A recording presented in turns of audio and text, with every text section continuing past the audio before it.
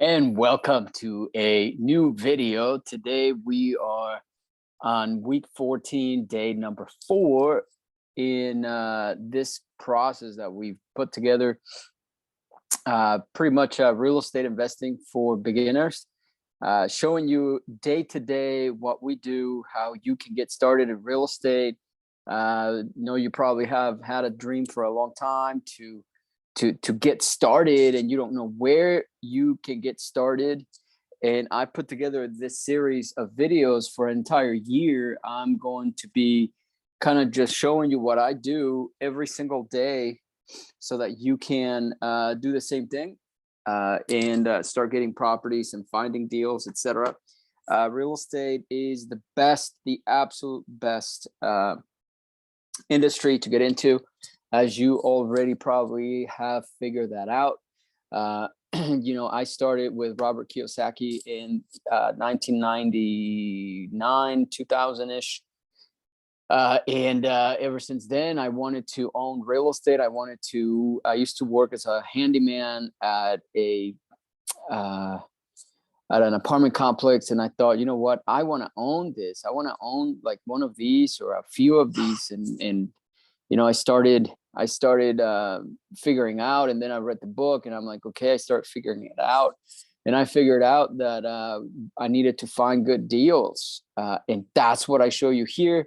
We are calling houses. We are calling people, also some commercial and multifamily and stuff like that. And I'm going to get more heavy into that as these calls go forward. But you are going to be learning in this call and on the playlist that this video is attached to, and in my channel. That's all I talk about. Is I take myself back to when I started. Nobody taught me how to do it back then. We didn't have the internet, so I had to kind of figure this out. I never watched an late infomercial about real estate. Never did that. I just pretty much started reading and talking to people and asking and developing my personal network to go ahead and figure this out. So I want to teach you, a little bit of what I've learned. I've been in your shoes, and I'd love to help you if you allow me to. So the way that these calls are structured is I just basically go through my phone calls, and you get to hear the pitch. You get to hear, how I'm analyzing the deal, or light underwriting or due diligence. And then you get to hear how we need to structure the deal on a deal by deal basis. You see the good, the bad, and the ugly. Sometimes people don't answer, like this whole week. Maybe it's because of the holidays. People are not answering as much as they typically do. But we are here to overcome some of these challenges. And you are here to see how we overcome them. This is raw. This is unedited, unfiltered. I want you to see exactly what I'm doing. Treat this video as a webcam. This video is not designed to give you a bunch of knowledge at once like that. This video is designed for you to keep it playing as you do your research, as you do your calls, as you do your text messages. You are working in my office with me. That's pretty much it. With that being said, let me just walk you through what we try to accomplish within every deal that we are looking at. Number one is I want to figure out what the potential resale value of the property is. We call that after repair value. So that is once you buy the property, you fix it up, and then you resell it, right? You resell it. You got to figure out what you can resell it for. We buy it at wholesale price, and then we want to go ahead and sell it at retail price. Okay. So we got to figure out what the resale price of that property is. Number two, we are trying to figure out what the rental amount that we are going to generate every month for that property. So we analyze for income, and then we analyze for flip. Okay, are we going to keep it or are we going to rent it? So with those two, it gives us enough information to now call the seller and start negotiating. If we don't know what those two items are, then we can't really negotiate anything with that potential seller. So at the beginning of every deal analysis, brief analysis, we want to know at least one of those two, preferably the two of them. Sometimes about 60% of the time, I do both, but sometimes I don't, and that's about 40%. Is there a reason for that? No, it's just that maybe I want to move through the calls really fast. Maybe they're not answering, and I'm just going straight for the phone call, et cetera, et cetera. There's a different number of factors, right? But it has more to do with logistics and stuff like that when I don't. But ideally, what you want to do is you do want to have, the potential resale value and the potential income value of that property. Once you have that, you make the phone call, start negotiating. Now, in order for us to get a wholesale price, we have to make a cash offer that is really low, so that the lower it is, the better the profits. But if you're going to offer based on the income that you could generate from the property, then you could offer more. You could buy up to retail. Okay. So that is the name of the game here. I mean, if you get both, if you get the terms that you want, and then you get the price that you want, then that's a diamond in the rough. It almost never happens. It is possible, but it never almost happens. So as I begin making these phone calls now, I want you to look for those two things. I'm analyzing for the potential resale value, we call ARV, after repair value, and I'm analyzing for income, rent minus all expenses equal cash flow. Okay, so that's the name of the channel, cash flow first. That's what we want to ultimately get, but we end up wholesaling most of the properties because not all properties fit our criteria. So, but what we look for, what we want to ultimately get, is cash flow. That's our driving force here. Okay. So as I'm going through these phone calls, watch out for those two things. And I'll quickly mention the best way to quickly analyze that is I look at the Zillow value, I look at the Redfin value, I look at the Realtor value, I look at PropStream, which is a tool that allows you to get data, and then I look at batch leads, which is similar to PropStream. Sometimes I average all 5 of them to get the ARV, after repair value, the resale value. Then to get the cash flow value, or the rental value, the income value, or the income potential, I will look at Zillow because they offer you that most of the time, and look at batch leads, they offer you that, or I will look at Rentometer, or I will look at Craigslist and see what that property is going for. But just quickly, I can look up the potential resale value and the potential rent value from Zillow. So you'll see me using Zillow a lot more than any other tool. Okay, so think about those things as you see me making these phone calls. I just go through my day, and think of this video and these video series as just like a webcam into my office, where you hear me and you hear the sellers and you hear the pitches and stuff. Eventually, this channel, I would envision, after the 1-year challenge that we're doing this is week 14, day 4. We're doing this for an entire year, where I'll allow you to see as much as possible into what I'm doing. I'll allow you to just come with me, and we're making phone calls to motivated sellers, and we want to see how many deals we can do, how many properties we can buy in 1 year, so that you can see that this works. You can do it. I could do it. You could do it. Anybody could do it, right? So you're coming along for an entire year to see where we are. Right now, I do have a problem. We have way too many properties. And what I want you to do is contact me below, comment below, like, and share this channel, because we have a lot of properties and I want you guys to either do them with us. We can do them as a joint venture agreement or something to that effect, as partnership, or you can buy them from us, you know, or you can invest very passively in this business with us, partnering with us. So let me know what you guys want to do. If you're just here for the coaching, if you want to speak to me on the phone and you can ask me questions, feel free to comment below as well. But without further ado, I'm going to get into it. That was just a quick 5-minute training. Hopefully you will gather, you know, a lot of value out of that. But now let's go. That was the theory part of getting into real estate and learning the basics of how to find these properties. So that was part one, is give you the theory. Then part two, we give you the implementation. This is how we do it, right? So this is real estate investing for beginners. Every time we make this video, so you are literally seeing this as a beginner. These are things that you can do. Anybody can do what I'm showing you here today.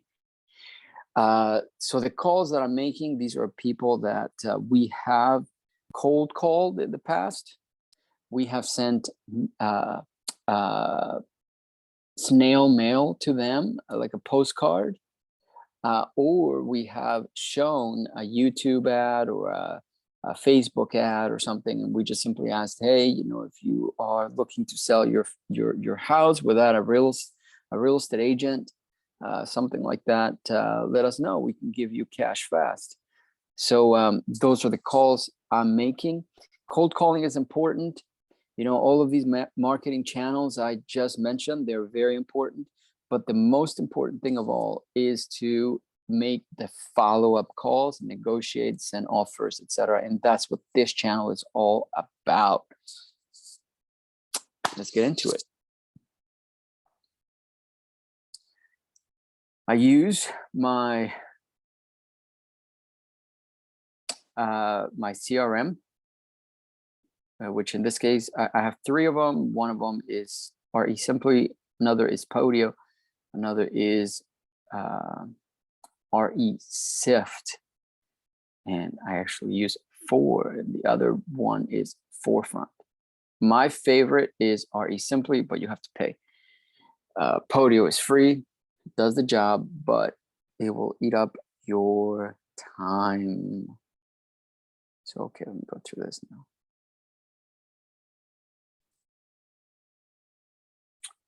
Okay, first one here.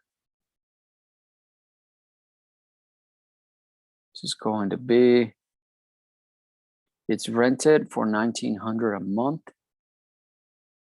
It's good income. It just sell for $450,000. That is expensive considering the rent. The 1% rule states that you want to make at least 1% of the total cost of the property each month. So that does not meet that rule.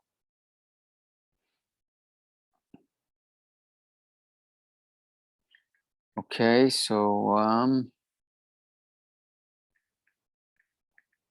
see, I'm replying to sellers, doing fantastic.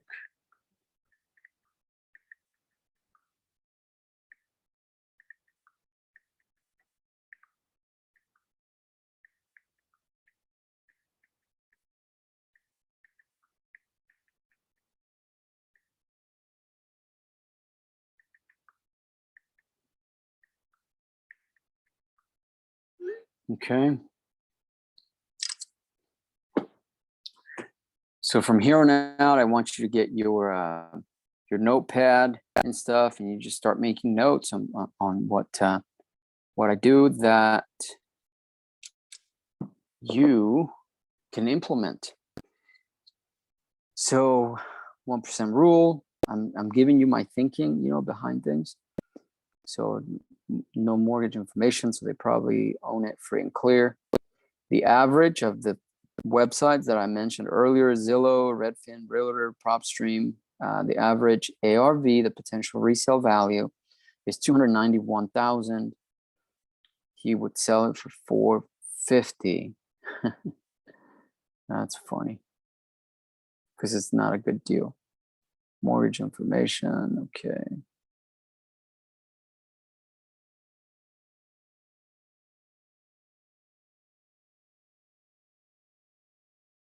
Okay, let me go for I'm gonna try to see if I can get a better deal here. Appointment set, okay.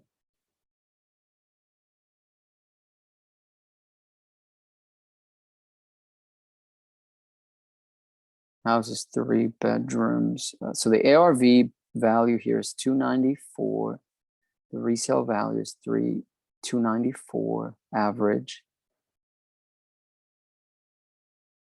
Temperature is warm. Still got a mortgage of 17,000. Pretty good shape.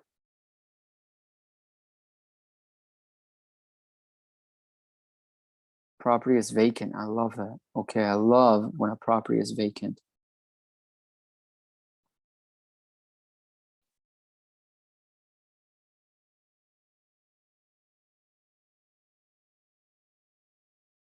Okay, let's see here. And so he's owned it for 10 years. I said it's vacant. So let's give him a call. Let's see what's going on here.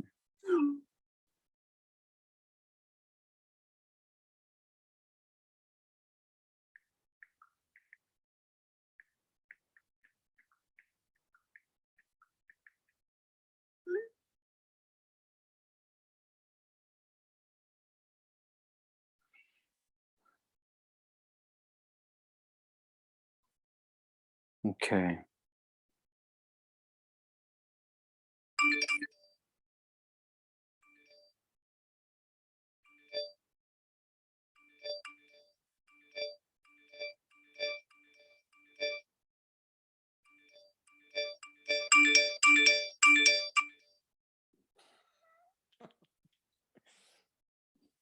That is potential sellers. Okay, let's see.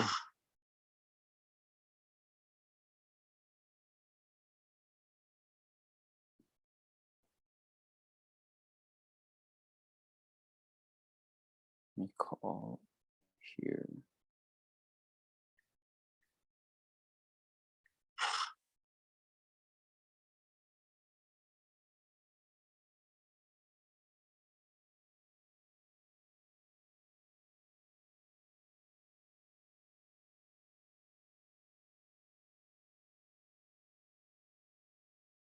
Sure-ish.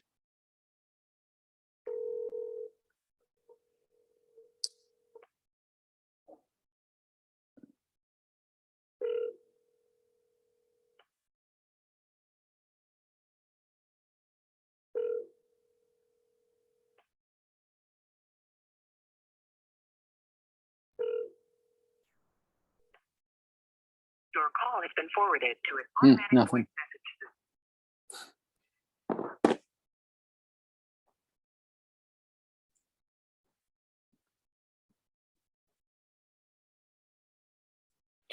No answer.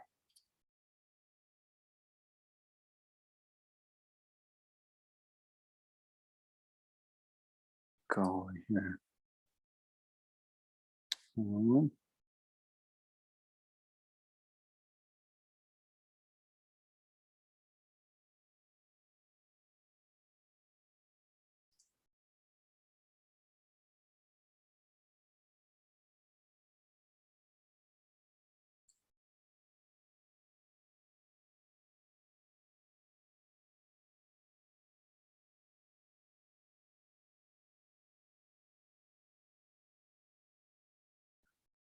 Okay. So next property here, he's willing to sell the property anytime, 400,000. Okay. If he wants to sell it for 400, let's see, the after repair is 343. I'm sure he wants to sell for 400. Works in communications, has 4 rentals, house and the keys.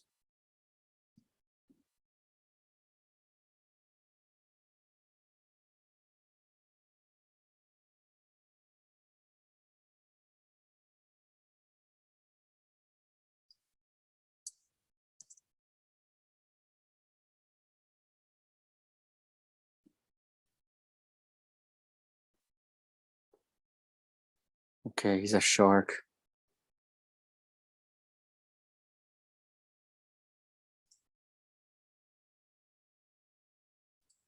Okay, Jacksonville, let's see.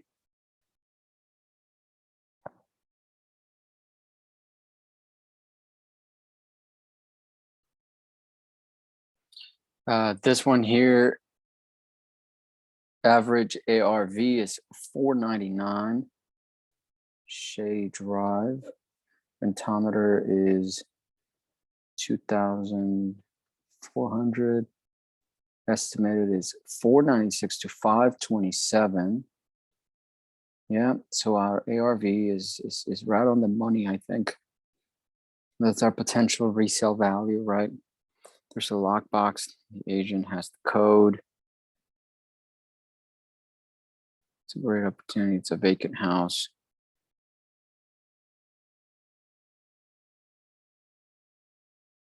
Loan balance.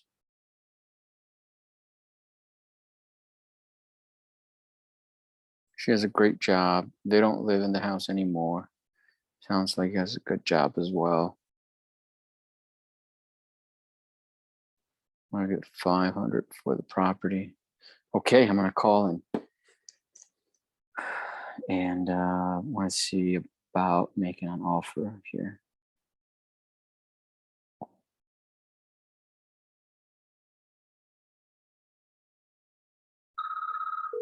Uh-oh.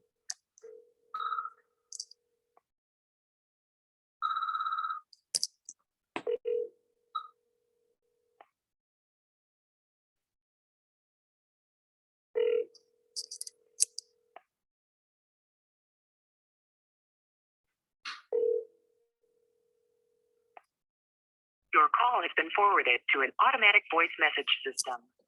As Paul, what you got now?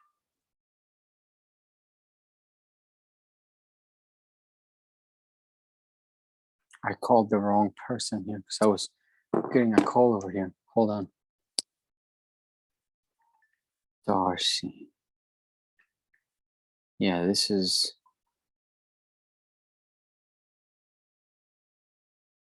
spoken to her.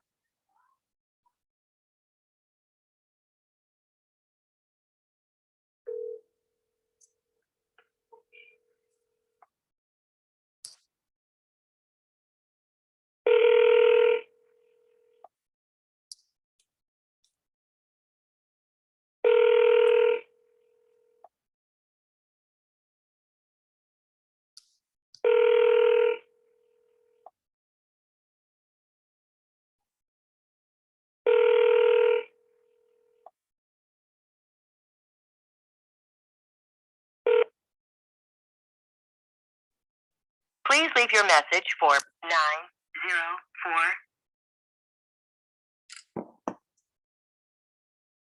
Okay. Let me see. I think I'm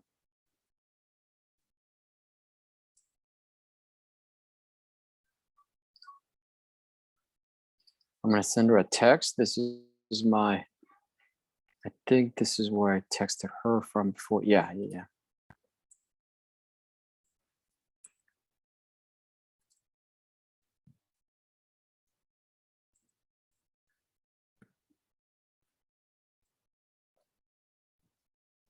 I'm following on our last conversation. Okay, perfect.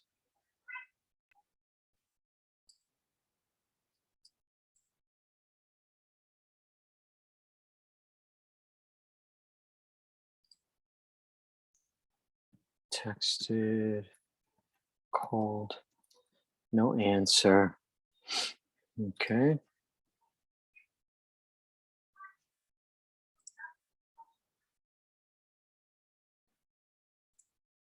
These are all the people that I've already spoken to.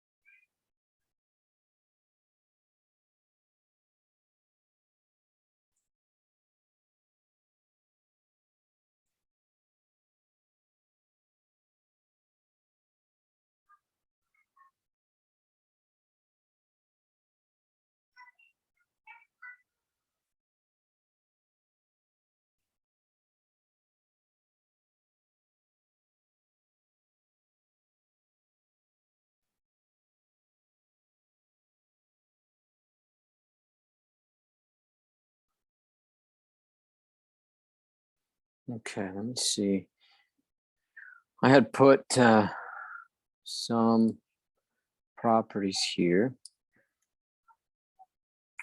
for me to follow up with on my own calendar. So let's see if, oops.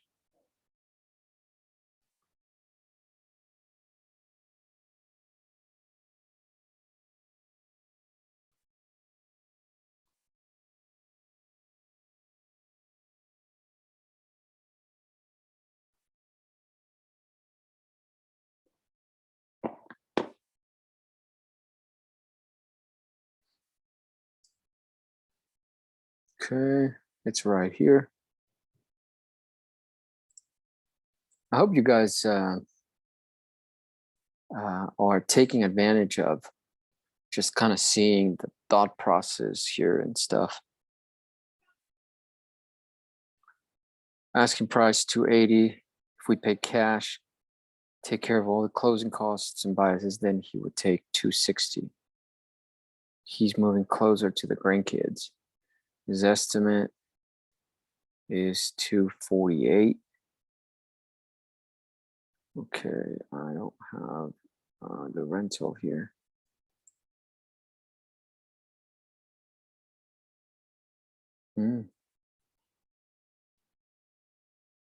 It's like a duplex or something. Let me see here.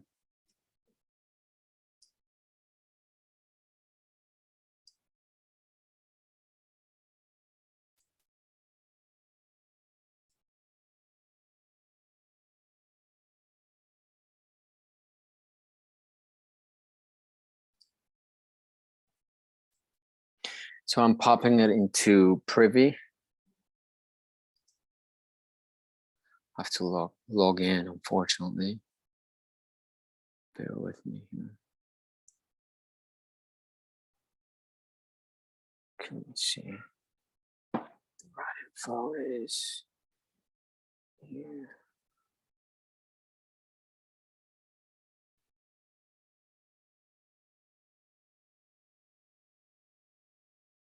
Let me see here.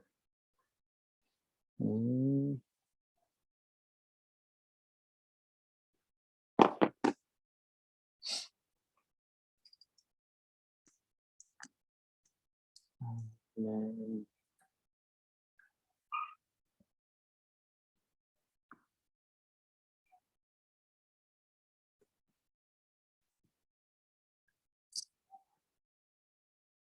okay.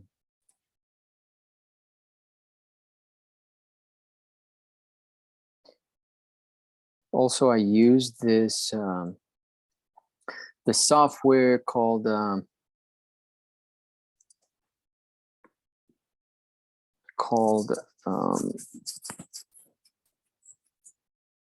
One Password.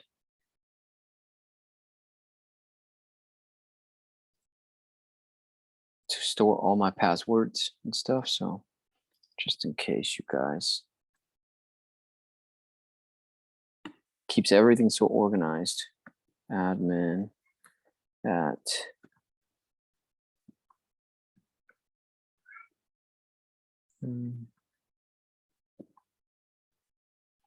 okay. So there we go. And now I'm going to figure out here what this is doing. According to Privy, 145 is the closest property to this.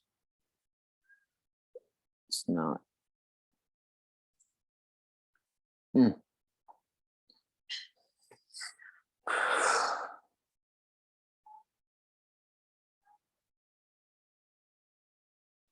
Okay, yeah, that's not really a comp that I can think of. It's too far, in my opinion. So let's see here.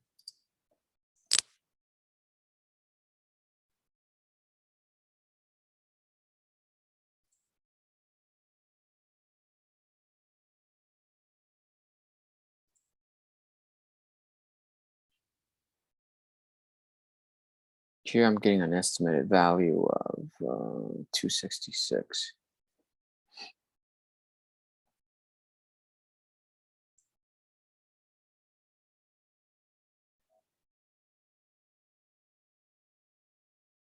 Yep, he wants 260. But is it a multifamily? Bedrooms, number of units, 1. 3 years.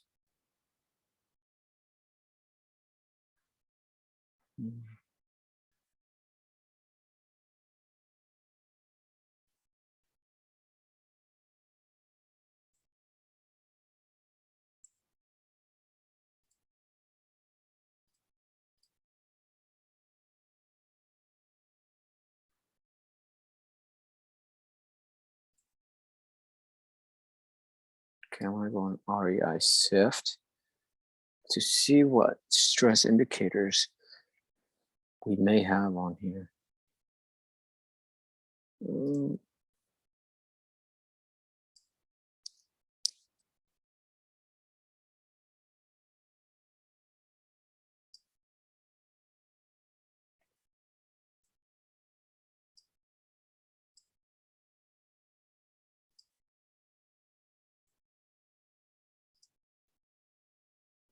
Not seeing a whole lot of things here.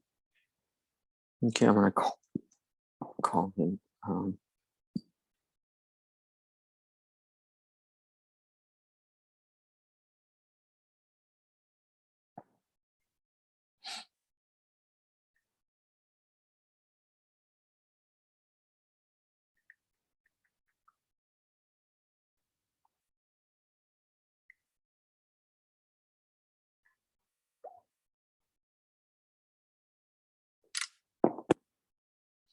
Okay.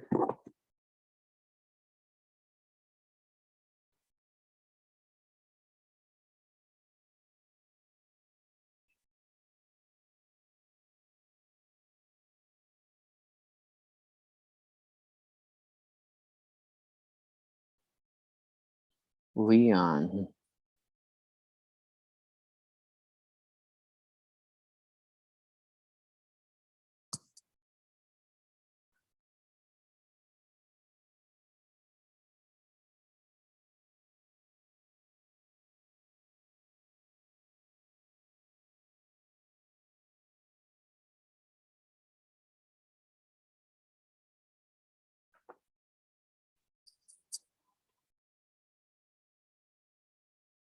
I'm still in this dry spell where I can't get a hold of anybody for 3 days.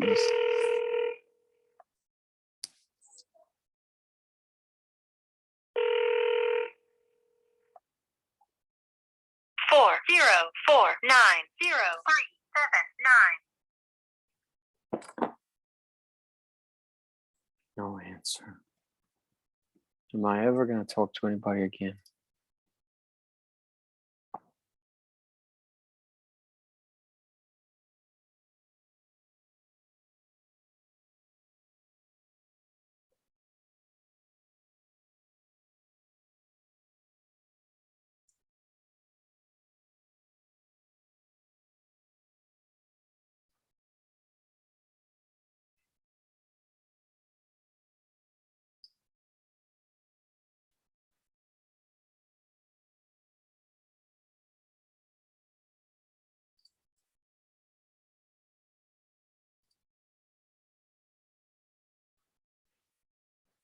Asking price 375. Zillow price is 417. That's nice.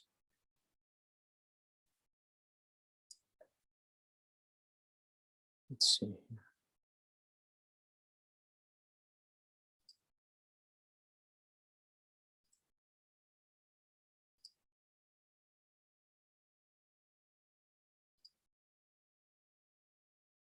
$374. Oh, beautiful house. Wow.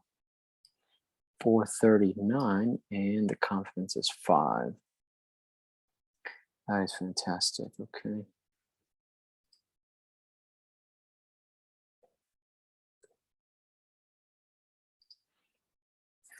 So the initial estimate is 375. Okay, yeah, that's good. 375. He's at the very bottom there, and our okay. So let's see. Dash.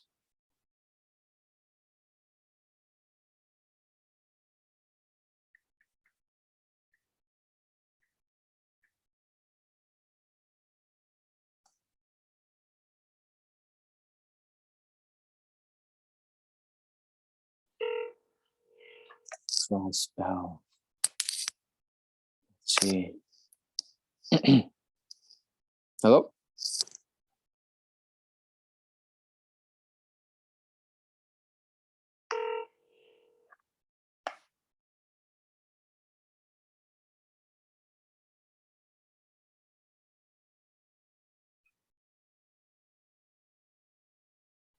Not understanding what this is doing.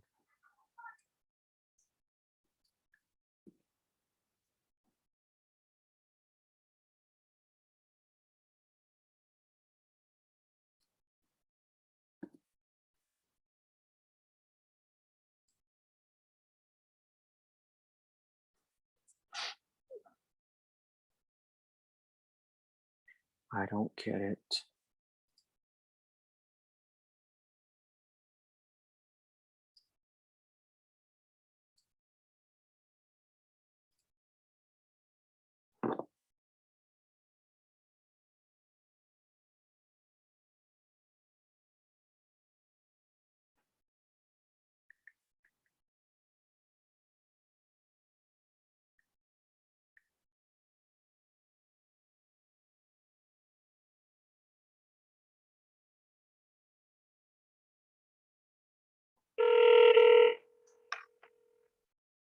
RV 233.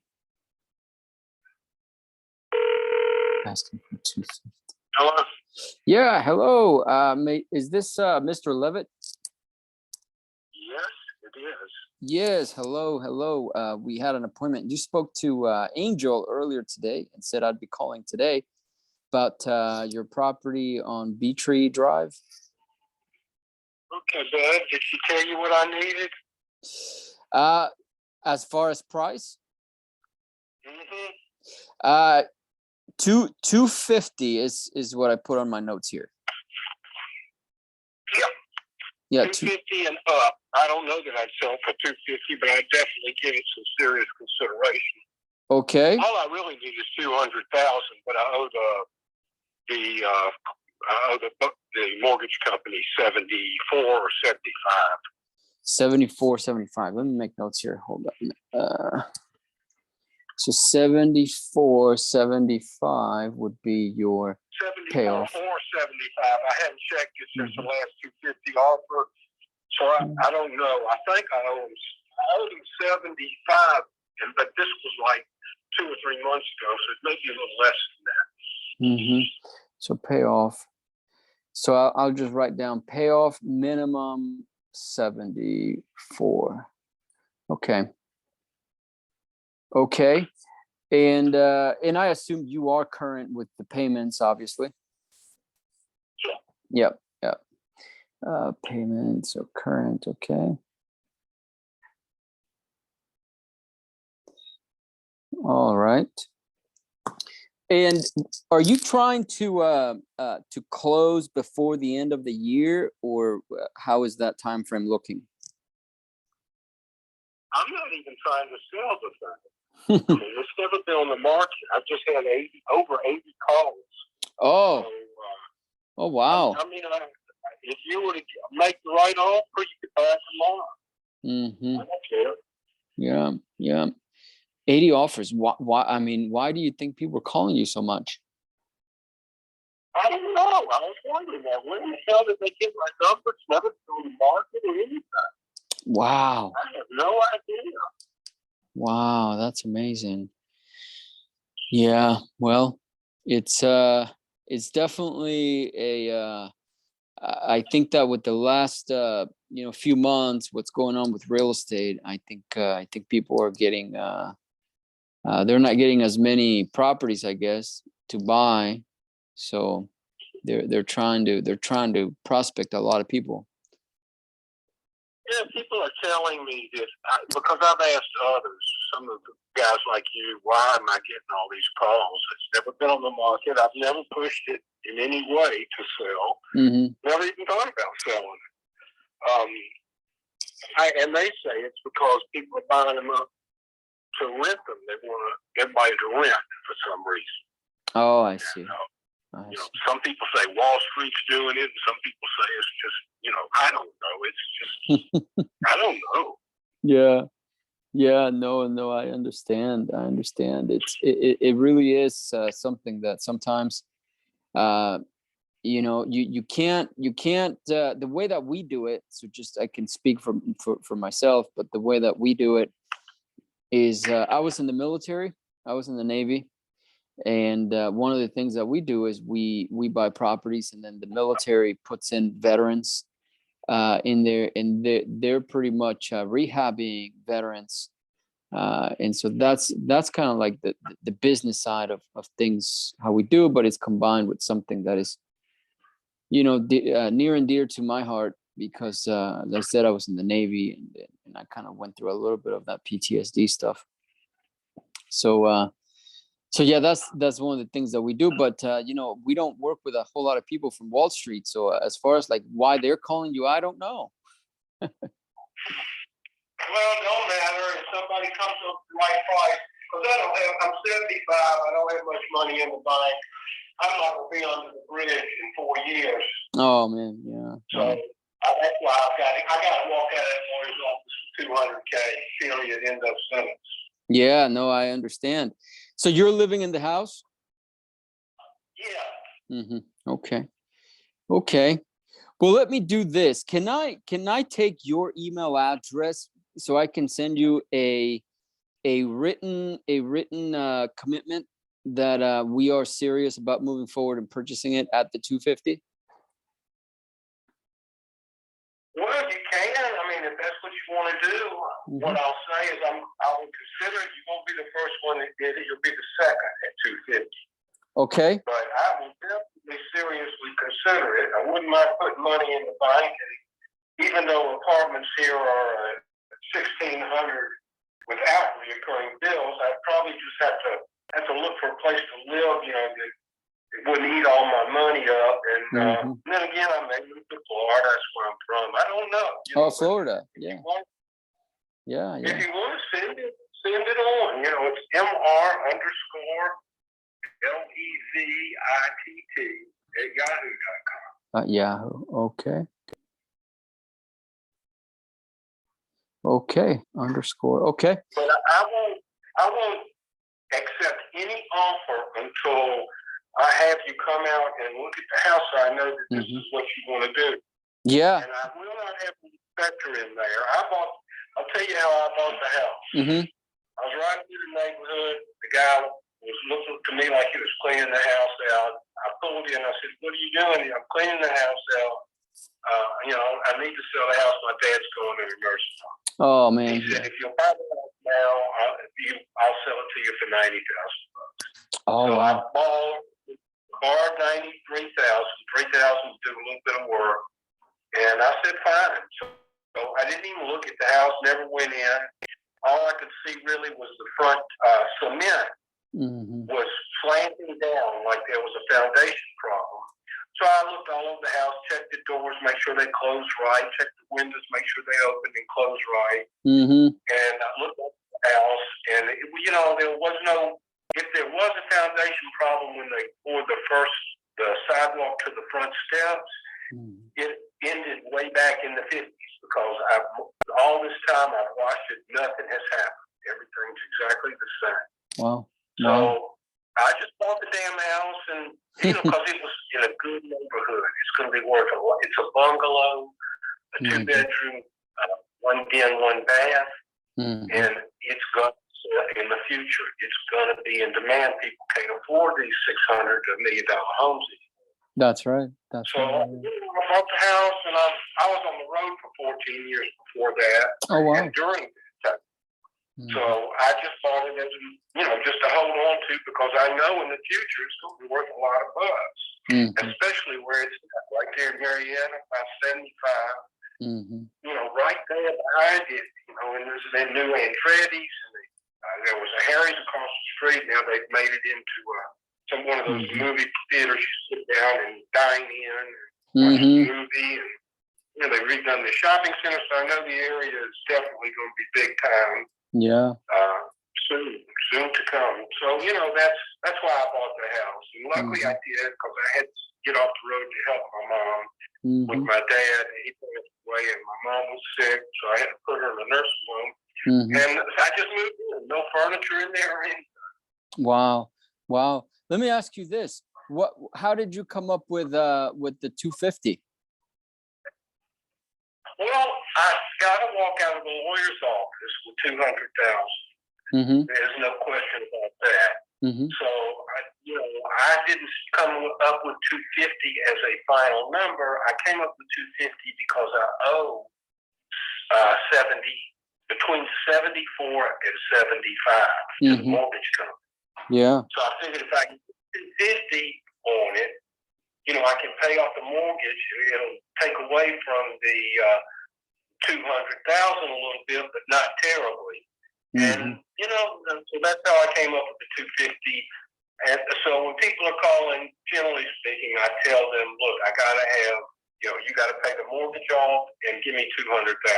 Yeah. So now I get so many calls. I'm fishing just to see, would somebody give me 250 and give me 200,000 out of the lawyer's office? I might consider that, and that's what I'm telling you. I won't promise you that, and I will not accept any offer until you come out personally. Yeah. And go to the house, see it, and make sure it's what you want. Yeah. And I will not have an inspector in there. The house was built in 1953 or 54.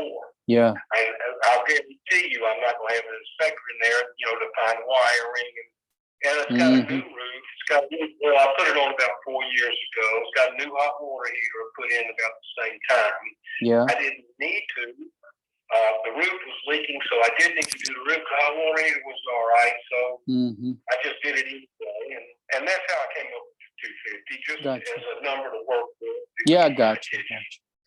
No problem. That's good with me. And I agree with you. Anybody that's not willing to come out and take a look at the property, then they're probably not too serious about it. So they all want to. They want to, but I'm not having people traipse through the house. They go buy it like I bought it, but I won't sell it to an individual like yourself unless I know that you're satisfied with what you're going to buy. Yeah, for sure. Okay. Well, yeah, definitely. Let's move forward. I will be. What I could do is I'm going to, like I said, send you that email, and then I can call you next week, and then kind of take it step by step and see if we can come to a meeting of the minds. I mean, you don't need to do that. You don't need to send me a confirmation that you'll pay $250. I don't care, because I'm not looking to sell it that bad. Just come out next week. Call me. Okay. I'll meet you out there. I work every day. You don't have to send me that to look at the house. But I'll let one. The COVID scares me. I will not let one person in. It's not going to be an inspector. Yeah. You can go throughout the house. Do whatever you want to do. Okay. Yeah, that sounds like a plan. Yeah, that definitely sounds like a plan. Okay. Well, that sounds like a plan, Mr. Levitt. That I appreciate that. So let's do that. I will call you towards the latter part of Tuesday, so that way we can come out probably by Wednesday or Thursday to take a look. Okay, now I work every day, so I would be, I don't get home till 5:15. 5:15. And, Okay. so you'll come sometime after that, Mhm. and you can look at it and see it. Okay. Perfect. What do you do out of curiosity for a living? I'm a maintenance tech right now, just, working in an apartment community, making things right. Oh, nice.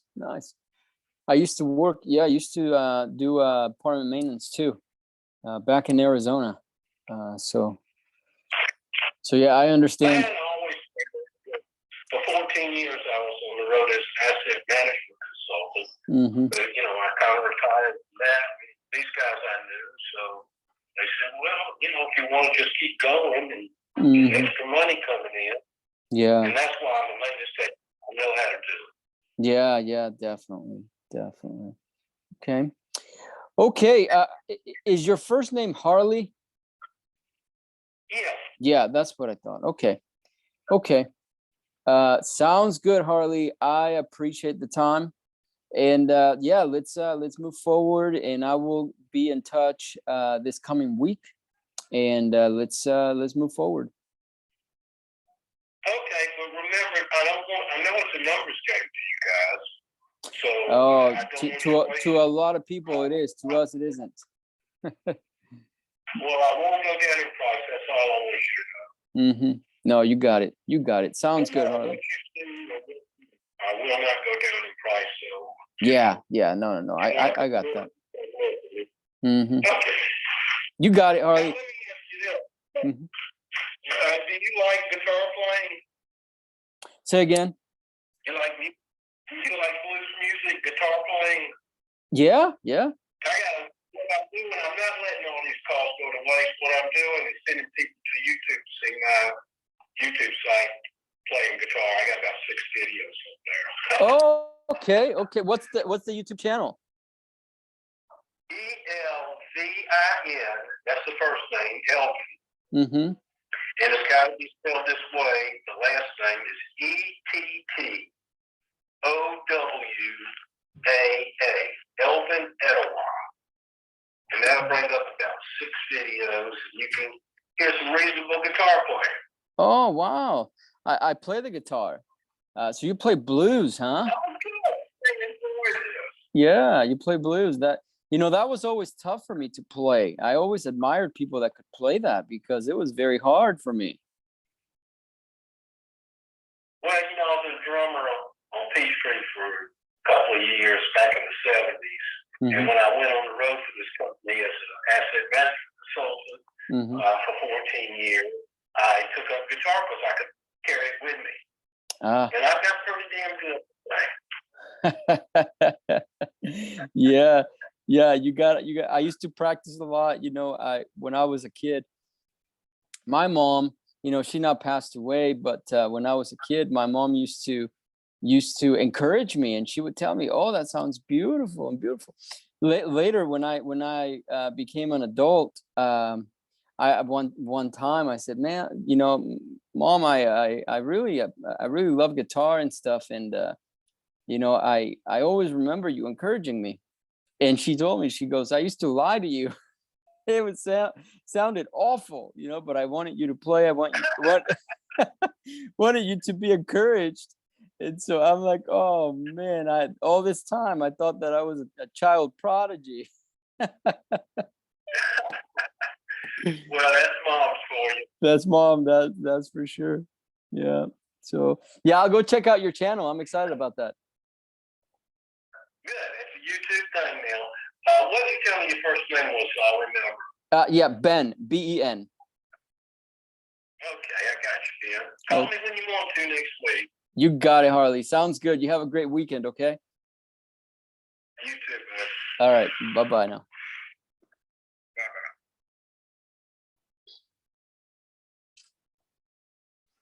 That was funny. Finally, I was able to connect with somebody. The dry spell is over. Let's see here.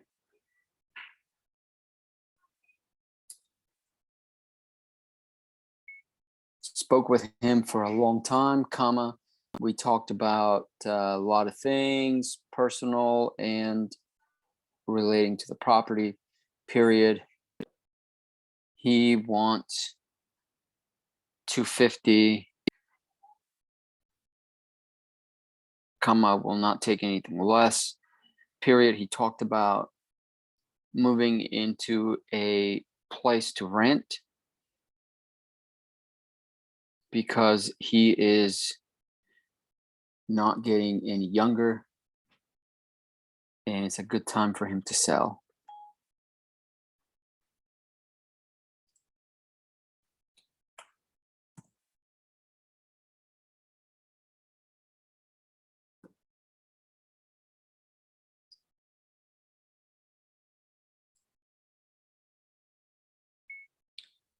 He won't sign the contract unless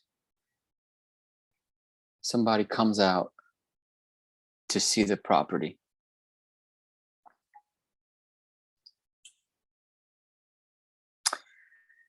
And the dry spell is over. Okay. So that was good. Not too excited about it. We'll see what happens.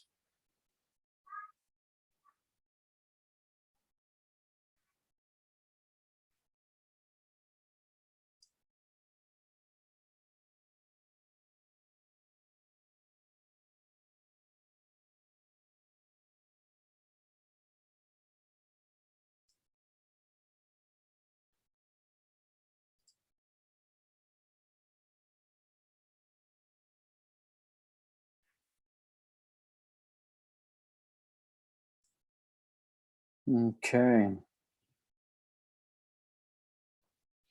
Yeah, so on this one, what we have to do on that is we probably have to give him terms, take over the mortgage, wants to walk away.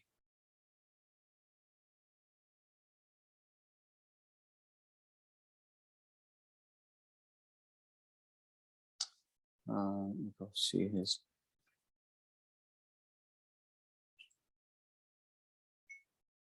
He said his mortgage is about 75,000, but is saying also that he wants to walk away with 200,000. Comma, his math is wrong there, so we need to work on that.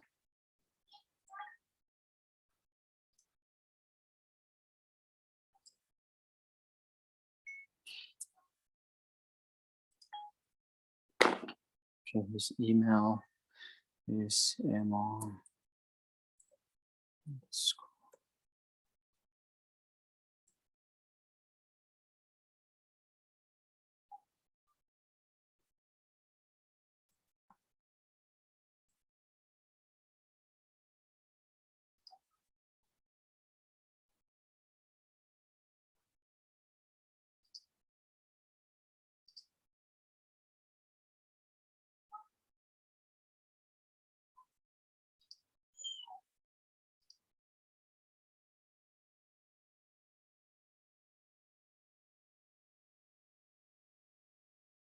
Okay.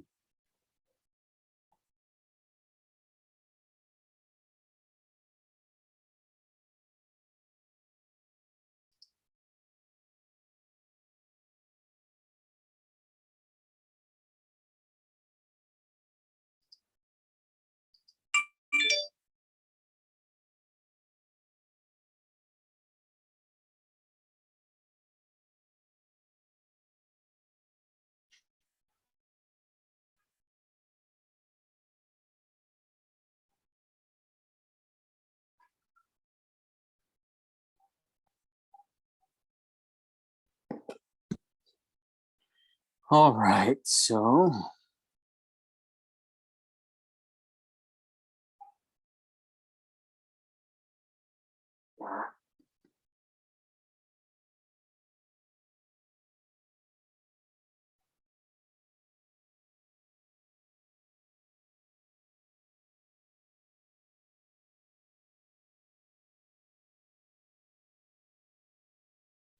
Okay.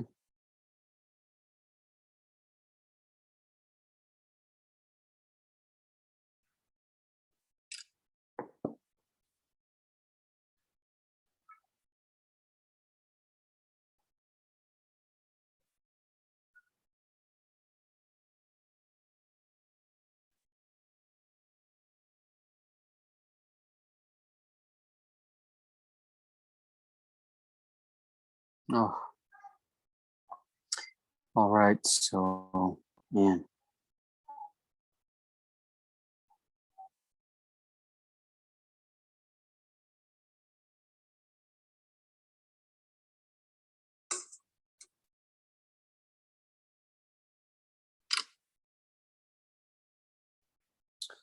going to the next one here.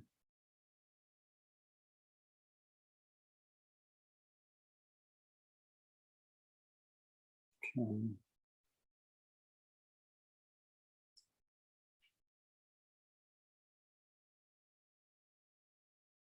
Melbourne, Florida. Okay.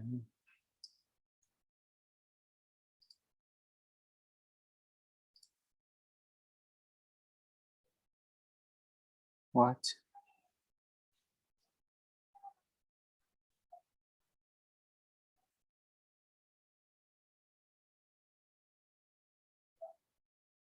Okay, let's see. Yeah, this one's sold. Mm-hmm.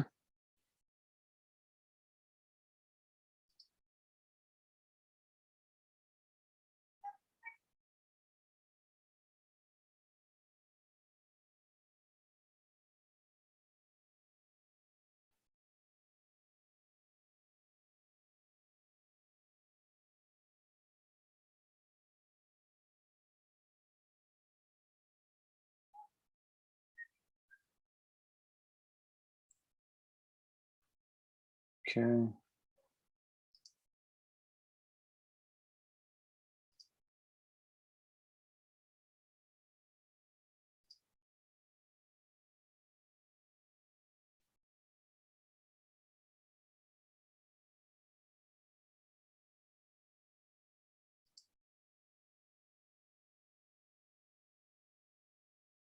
Okay, next.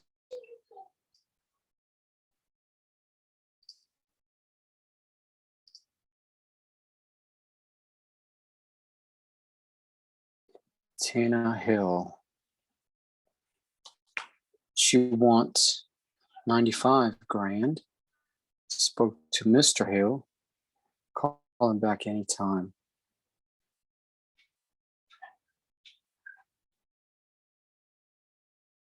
Estimated 90. They want 95. Let me see what the house looks like. Ooh, that's not bad.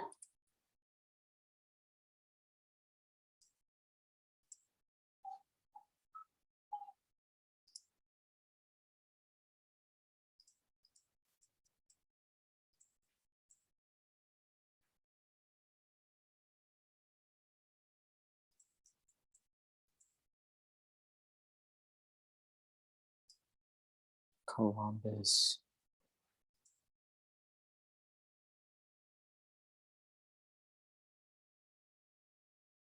Okay. Rent is 1,200. Oh, that's nice.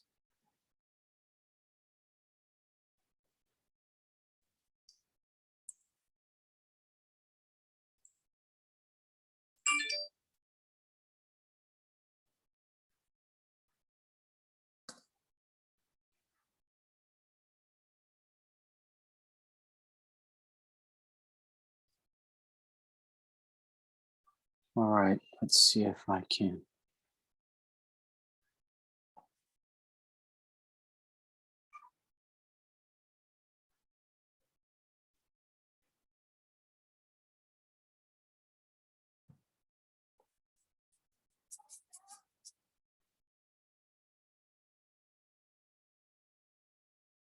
Mm,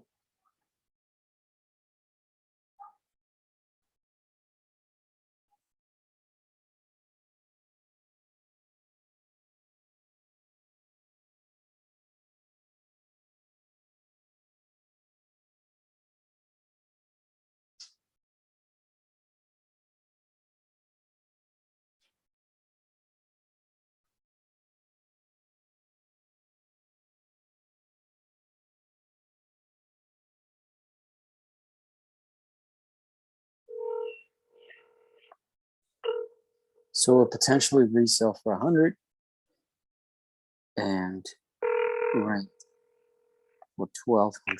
Hello? Yes, hello, Mr. Hill. How are you? This is Ben. Hi.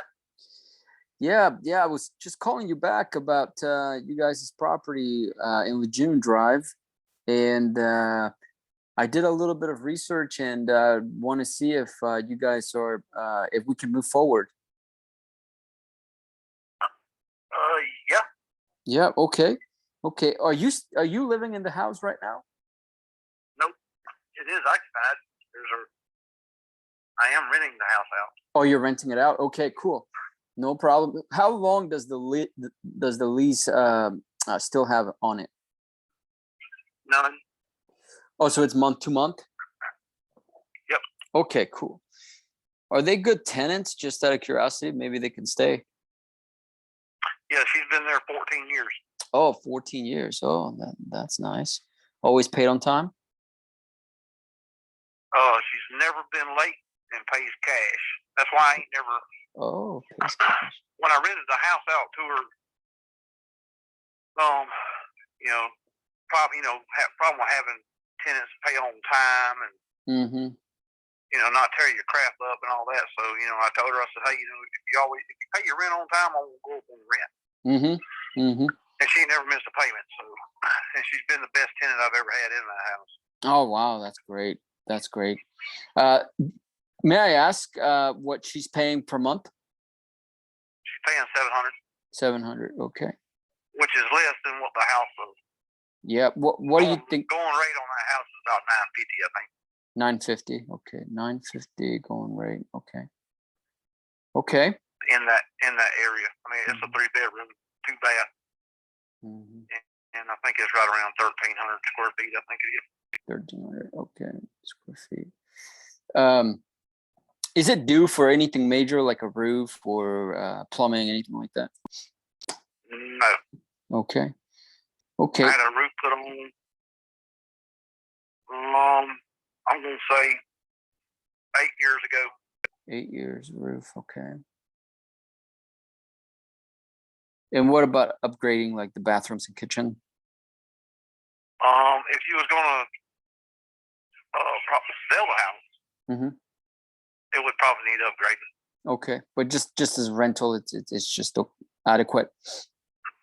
Yeah, like she's in it now. Mm-hmm. There's no problems with the house. Yeah. Yeah. Okay. Now, if I was gonna, if she moved out and I was gonna re-rent the house, Mm-hmm. then just like any other house, I'd probably have to go in there, maybe paint the inside, Yeah. and maybe paint the cabinets or whatever. Mm-hmm. Usual. Yeah. If I was gonna sell the house, which I've been thinking about doing. Yeah.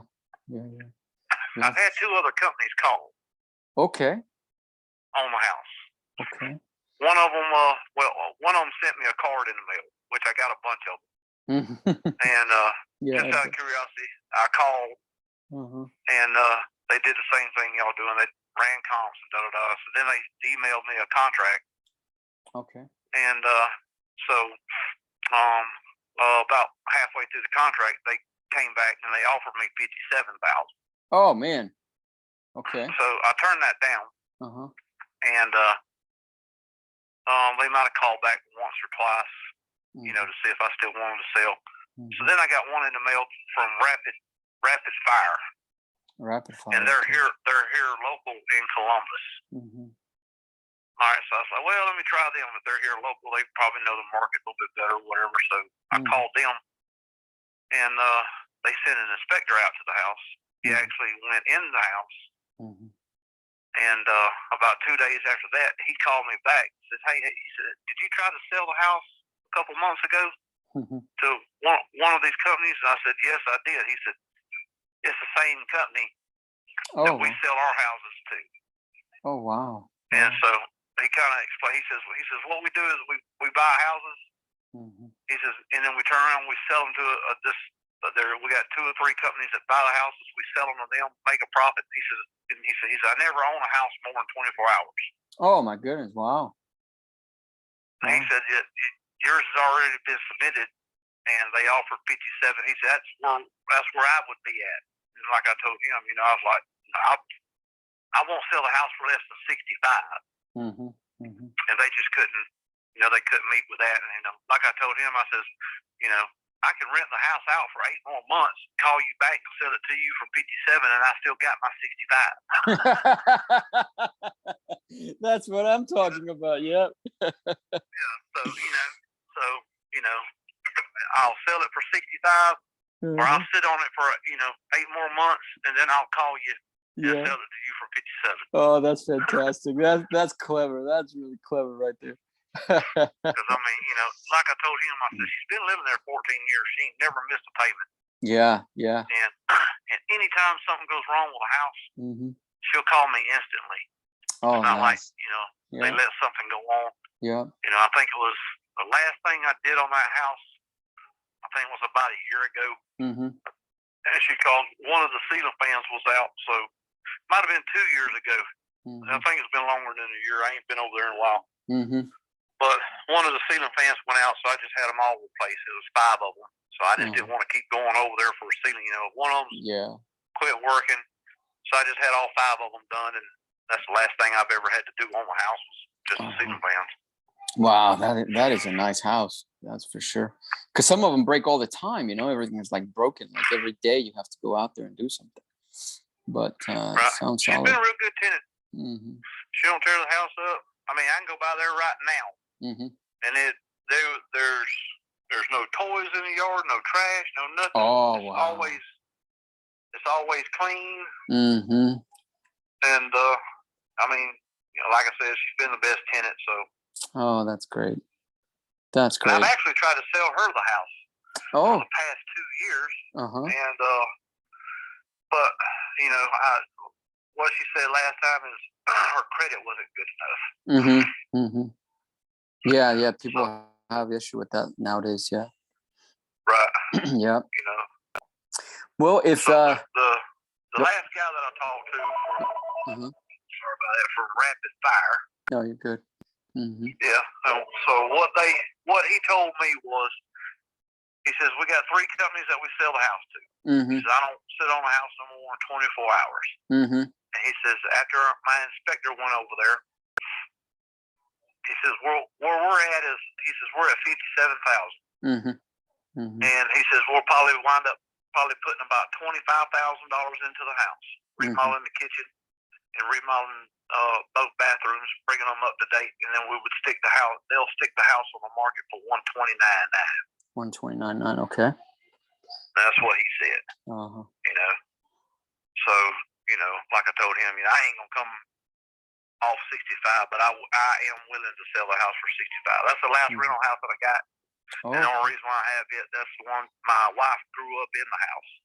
So, you know, so the house has been in her family for 20-something years. Wow, yeah. And so her mom and dad, they moved to Panama City and just gave her the house. And so we paid it off. And we had another house that we lived in. And then I took a little small loan out on that house for my business. And so I think I owe maybe 30 something thousand. Yeah. Between 35 and 40, I think. I took a $50,000 or $60,000 loan out on it 3 years ago. 3 years ago. So what do you think is the payoff for it right now? Somewhere between 35 and 40. 35 and 40. Okay. And you make monthly payments on that? Oh yeah. Yeah. And where are you at with the payments? What do you mean? Like how much you make? Like how much are the monthly payments?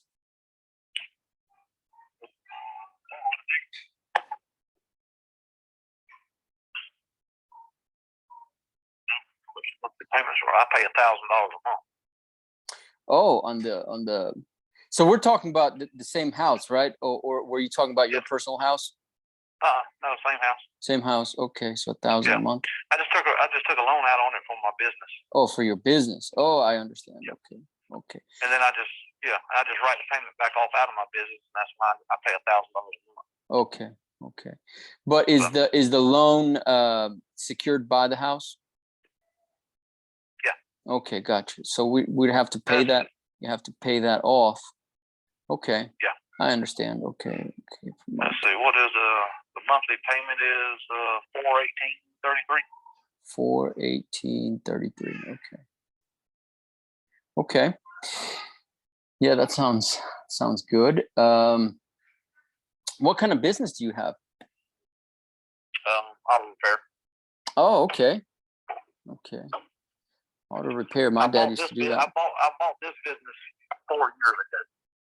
You bought the business? Oh, cool. Yeah. So that's why I took a loan out on that house.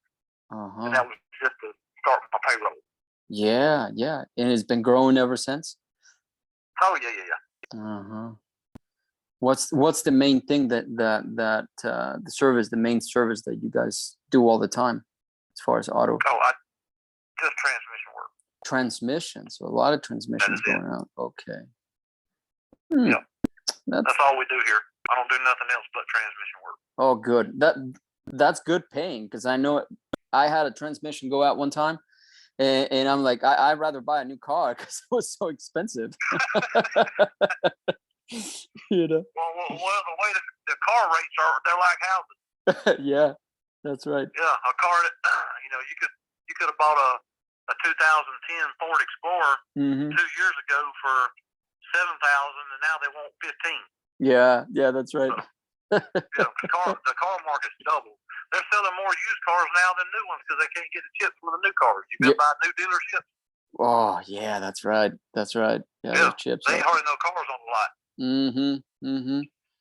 Yeah, that is true. But yeah, those rates increase too, with the economy the way it's going right now. So yeah.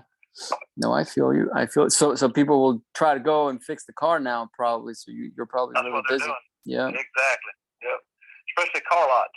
Now you have these used car lots. What they're doing now is the markup is so high, so they're buying vehicles at the auction with stuff wrong with them, fixing them, and then putting them on the lot and selling them because there's still a high markup.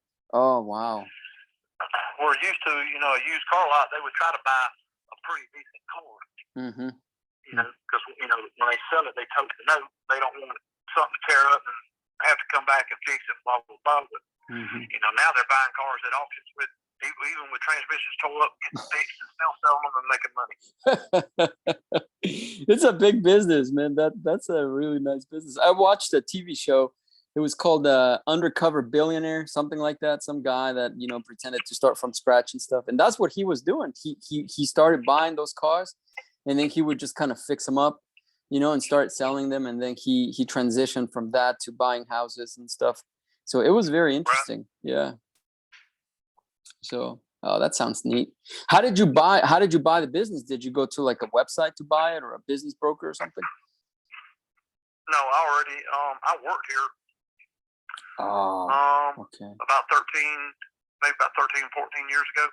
Okay. I was a manager here, and I've worked in this line of business almost all my life, and I've managed probably 5 or 6 different transmission shops in this area. So her husband died, and then she tried to run the business for about a year after that, and then she actually wanted me to come back to work for her and run the business, but I was making way more money where I was at. So then she contacted me a couple weeks after that and wanted to know if I wanted to buy it. So I was like, wow, I'll entertain that idea. So I already knew what the business was doing and what I could do with the business. So I bought the business. Wow. And you bought it for the $40,000 or something, that or how much was it? No, it was a lot more than that. Okay. Wow. Like I said, I took that loan out on that house just to start my payroll. Oh, just the payroll. Gotcha. Okay. Exactly. Right. Okay. And then I financed the property and the content through the bank, and I financed the business in through her. Bank won't finance the business part. Right. Oh, that's that's something that really don't exist. Yeah, they can't put a collateral down any day. Right. Yeah, that's right. Yeah. Oh man, that's very clever. Yeah, it's working out pretty good. Oh, good for you. Good for you. That's very interesting. Because I'm thinking about it like real estate, because that's what we do, the real estate and business. In my opinion, business is really, there's a lot of people out there that flip businesses, like what you're saying, somebody died or something, and then they need to sell or shut down. So they'd rather sell. And so you can come in, clean it up and stuff. And then you increase it. I heard a guy, he was buying daycare facilities, and same situation, some kind of distress involved or something, and then he would just keep buying them, and then make like a little portfolio, and then he'd go and flip that portfolio to like a big national daycare. I'm like, wow, that's really interesting. Right. Wow. Well, very cool. Very, very cool. I know that you're giving me a whole lot of time, and I appreciate that. So here's what I'm going to do. I'm going to give you a written offer. It's not going to be for the 57 that those guys wanted to do. We'll do the 65 that you want. And what I will do is let me have a quick conversation with my partners just to make sure that I can clear the 65. Then what I'll do is I'll call you back, and then we can take it from there. We can move pretty fast. All right. Now they sent an inspector and all out and all. I mean, you want to do that first? Well, what I was thinking as far as that, did they ever show you the paperwork or anything that the inspector, like documented? No. No. Okay. Yeah. Then in that case, we would have to send somebody out. If that's okay with you.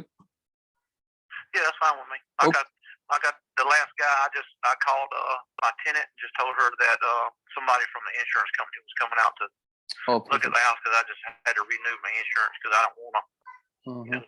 Like that guy, if something don't go through, I don't want to scare my tenant off. That's right. That's right. Yeah. Right. So he just posed as a insurance agent, just looking, taking pictures or whatever. Yeah. Perfect. For insurance policy. Yeah, that's really clever. Okay, yeah, we'll do that. Now he did go. When they called me back to offer me the 57, so they went over. He calls me back, goes over the comps in the area, and right off the bat, there's two houses that I know that he went off the comps of. I said, I know those two houses; they're nowhere near in the condition that my house is in. I said, and the other houses that you're going, I said, you're just going in the neighborhood and you're going off the comps, off the lowest comps that's in that neighborhood, trying to give me the lowest price that you can. And I had the house appraised. Probably it's about 8 or 9 months ago, when she actually wanted to. I was trying to sell her the house. Sure. So I had the house appraised. And it came in at 90,000. Oh wow! Okay. So like I told him, I said, so my appraiser and your appraiser, we're completely. You're trying to get one for a deal. My appraiser, they're appraising the house for what it's worth put on the market. I said, so between 57 and 90, where the house is now, we're way off. I said, like I told him, I said, I'll sell it for 60. But I know, y'all, you're going off comps off the lowest houses that has sold in that area. Yeah, I did look at those houses myself, and I would have agreed with them. I would have been at 50, 55, but after what you were telling me and stuff like that, I'm like, no, he's been through it before, so let's just kind of work with the 65 number. The 65. Yeah, 65, 65. Right. Yeah. Right. So that way you don't have to rent it out for the next 8 months. You know what I mean? And call it. Yeah. I really ain't. The only reason why I wanted to sell her the house was, it's the last house that I have. I don't have no more rental houses. I done sold them all. And the only reason why I kept that one house is, like I said, my wife grew up in the house. She said that she really don't care if we sell it or whatever. And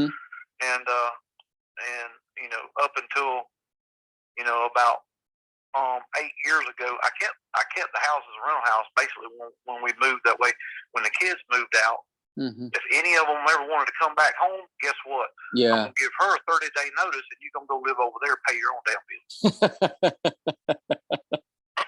Oh man, that's a good parent right there. Yeah, because at that time the house was paid for. I didn't have a Mm-hmm. I didn't have a little loan out on it. So Yeah. house is paid for. If y'all lose, you go stay over there, pay your own bills. There's a house, live in it. Yeah. Get on your feet, get out. I'll rent it out. But Again, yeah. they're grown. They done been in college. All of them are doing good. So Yeah. we've just kept it because she's been a real good tenant. That's why I've kept it all this time. But now with my business and other stuff that I got going on, I don't have time. Yeah, to manage it for that house. Mm-hmm. That's right. Yeah. And then and in the past, before I bought this business 4 years ago, and I had all the rental houses, and I had the time I did all the work myself. So anytime something went wrong, buy the ceiling fan. I went out there and bought $100 ceiling fan, put it up myself. When you pay somebody else how to go out and put a ceiling fan up, they're gonna mark the ceiling fan up to 140, then they're gonna charge you 100. So now you got $300 in a ceiling fan. Wow. Yeah. I'm replacing 5 of them. You got $1,500 in ceiling fans.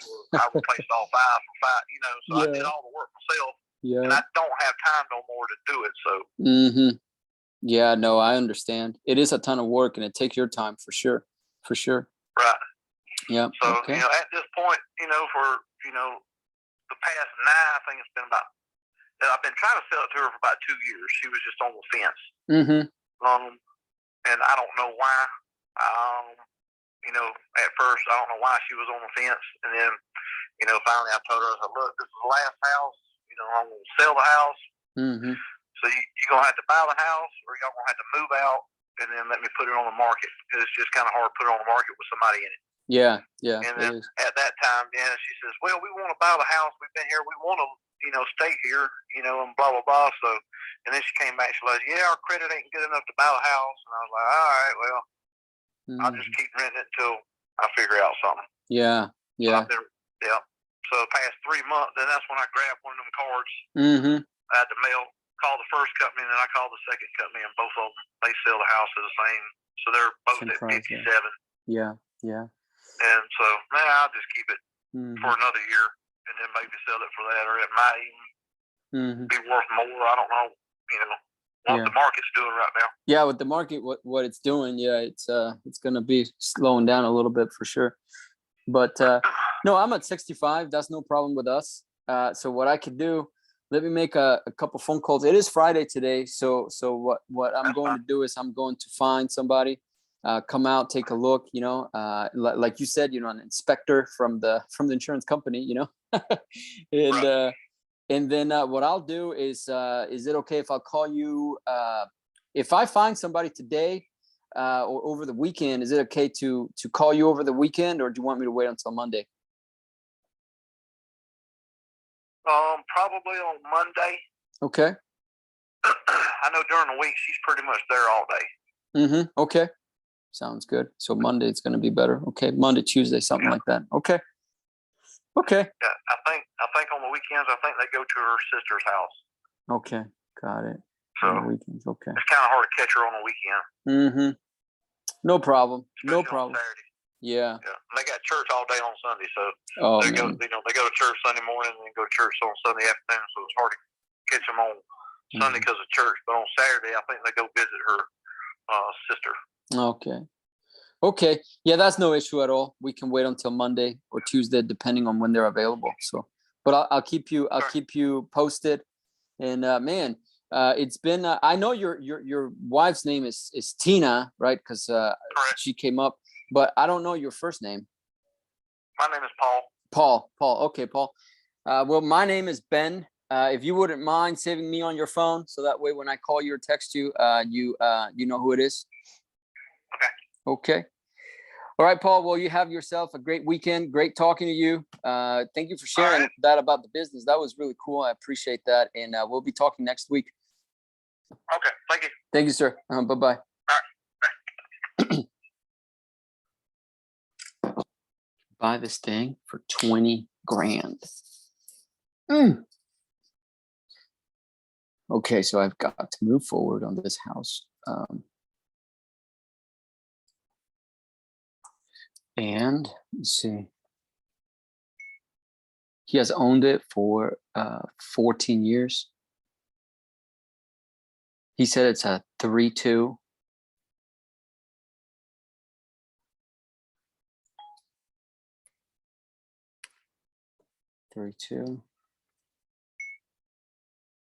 And 1,300 square feet.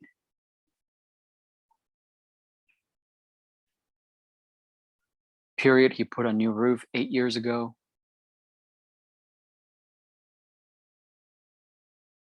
Period.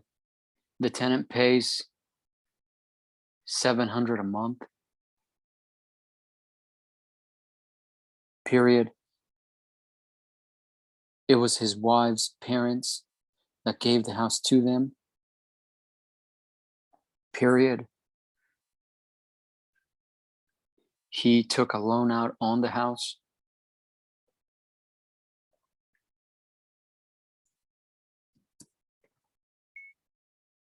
House, to fund his transmission repair business. Period. We talked about how he bought it and funded it through the bank and this personal loan on the house. Period. He used to have a lot of rental properties, but decided to do the business instead. Period. He said that there were 2 companies that came out that they both offered $57,000.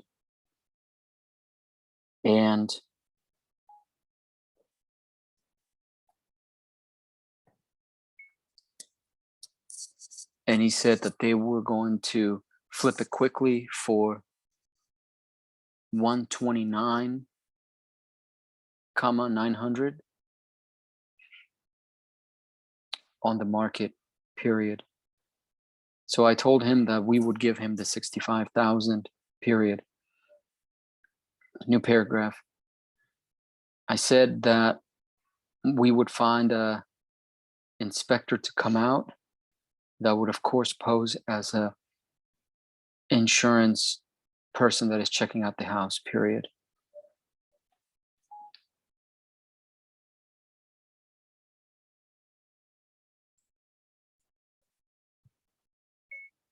He said the tenant has been fantastic and she's been there for 14 years.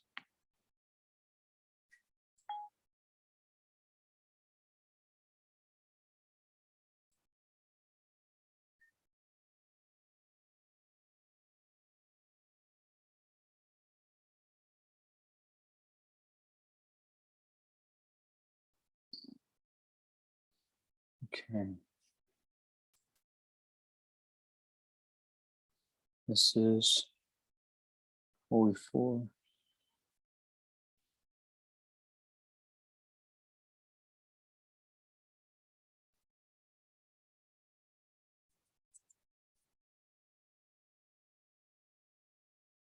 Fast on it.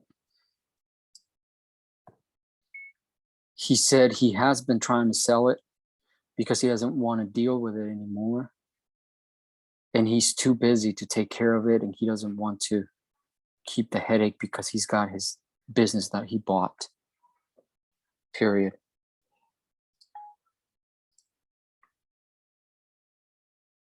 Okay. So you guys, we are done here for today. I'm going to, of course, go ahead and send this as an offer made. Offered him $65,000 on my status here. Date of the offer is today. All right, and now we have some points on the board. And today is Friday. I will work tomorrow, so that's gonna be my 5th video or 5th day of calls this week. But as far as videos that we made this week, that's going to be like almost 10 videos we made this week. So we are working hard and we're letting you guys see what we do, because I want you guys to get started in real estate. Don't be afraid. Make the phone calls. You know, this is real estate investing for beginners. That's this series, you know, 1-year challenge, showing you everything we do. And I'm just kind of showing you all the calls that we're making, etc. So don't forget to like, subscribe, you know, and let me know your thoughts. Okay. Until next time, that is tomorrow. See you then. Thank you for being here. Share it, comment, let me know what you thought. See you next time.